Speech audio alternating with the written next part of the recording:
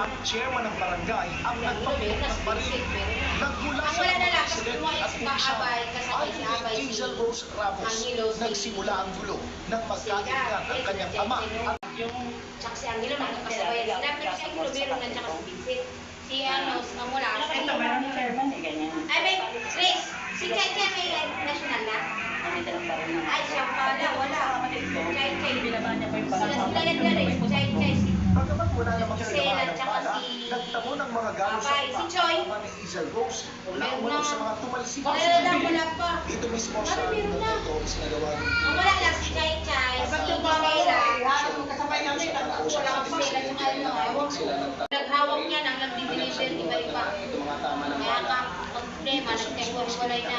Apat na basyo, 45 Kasi baril ang binubukod yung nakuha lahat sa ng lugar. peste na dyan. Lahat ng peste ito nandito sa labas. Kaya hindi lang magkataon lang nagkasabay-sabay na. Siyempre may address naman yun. Kaya nga, wala pa nga. Cage sila, wala pa. Balik mo talaga yung ginawa niya. May check-check, tsaka na ilabay, wala Bakit pa. na siya, nawag niya yung talent niya at kinausap niya yung residential niya. Matapos ang insidente, agad na aresto ang barangay chairman. Hawak na siya ngayon ng Manila Police District. Ang mga harap sa reklamong grave threat at indiscriminate discharge of firearm.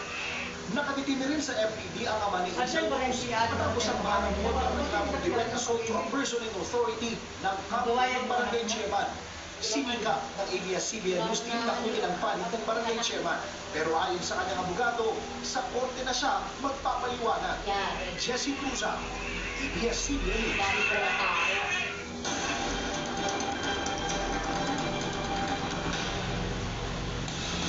Arestado naman ang lasing na pulis matapos magwala at magpapatok ng baril sa harap ng isang tindahan sa Lucena City. Wala pa yan. Base sa investigation ng pulisya, Malaki na yan. ang 30 anyos na patrolman sa tindahan para bumili ng yelo.